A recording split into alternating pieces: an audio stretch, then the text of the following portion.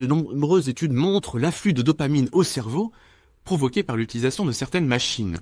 Donc certes les téléphones, mais peut-être aussi et surtout les machines propres et explicitement conçues à cette fin à provoquer la jouissance sexuelle. Bon. Donc que se passe-t-il lors de l'utilisation de telles machines, d'un point de vue philosophique? On dirait que par un double mouvement inverse.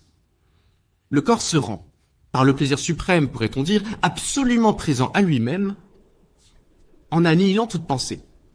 C'est-à-dire qu'il y a une sorte d'adéquation totale de l'être corporel à soi, il se sent absolument, tout en cessant de sentir quelque pensée que ce soit en lui. Donc quand je dois prendre du plaisir, je ne réfléchis plus. Musset disait, je cite, « Les deux grands secrets du bonheur, le plaisir et l'oubli, il semble que les conditions soient réunies ici. » On peut maintenant faire le lien avec le fléau que serait le flux continu des vidéos courtes qu'on retrouve sur Instagram, TikTok, YouTube, qu'on peut faire défiler pendant des heures, et dont on ne peut se détacher, d'où leur qualification d'hypnotique.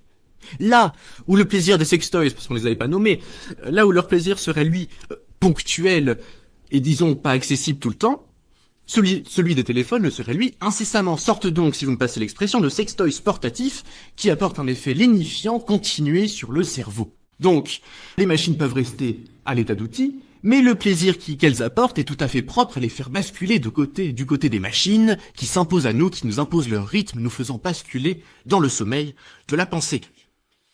C'est-à-dire que les machines, par leur propension même à procurer du plaisir, ont dans leur nature la condition passive de notre propre esclavage.